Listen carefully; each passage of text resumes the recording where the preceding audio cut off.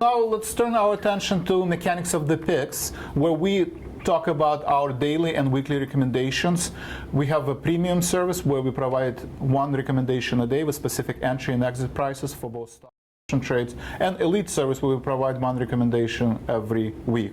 So first let's talk about our premium service, and the ticker is SHW. Sherwin Williams has been grinding to the upside. This has been an incredible year for Sherwin Williams. Joe, what do you see?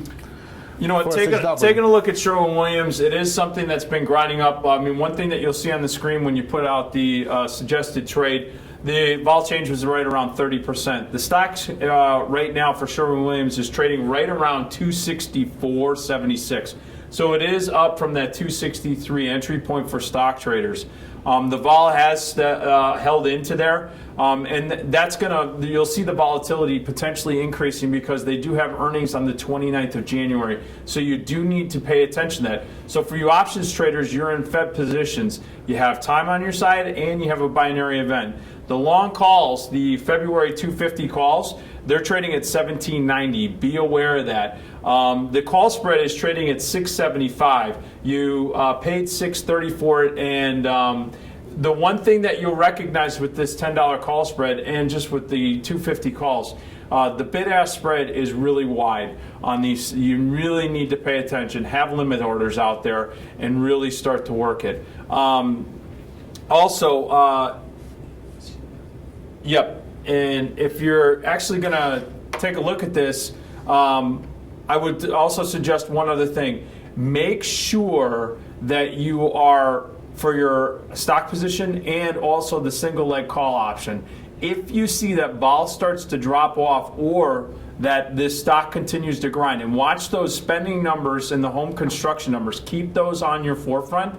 If in fact you see that those numbers start to come out and get a little negative, take an opportunity to sell some premium against those two positions, the long stock or the long call. That could be a nice little hedge if we either start to stall or pull back a little bit in this uptrend. Yes, and construction sector has been trending to the upside.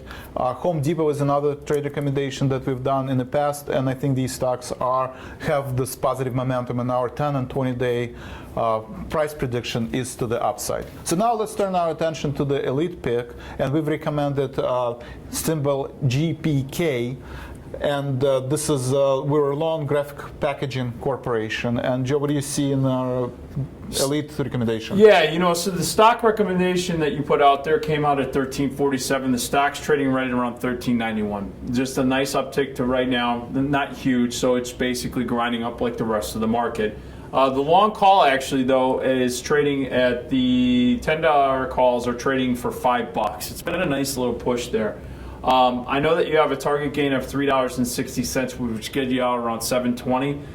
Boy, I got to tell you, if you get this in the level of $5.50, $6, you might want to take some off the table, or spread it off. So take a look at the $10, $15 call spread. It's trading for $4.70 right now. Again, these options have big bid-ask spreads. Some of you might ask why. Well, it could be liquidity issues, or if you look at the vol change that's on the screen, implied volatility is up 100%. Now, they do have earnings in this February earnings cycle. So 2.5 is the projected earnings date. Vol is most likely going to be holding up in there. It also explains why the width of that bid-ask spread. This is where you have to be extremely prudent on size and risk management. Have orders to take profits early and often, as I like to say. You never go broke doing that. So right now, that's what I would say for this particular trade. Yes, and I think it's very important to make sure that, especially in the low volume environment like we have right now towards the end of the year, you do want to have your closeout orders. This is one of the most common questions, when do we close out our trades? You want to put a limit order to capture the upside. And if it all depends on your personal preference. If you're looking for 20-30% return on your capital, that should be your limit order. Your stop order is the same thing. If you see the position move 50% against you or over, then you might want to scale your position down.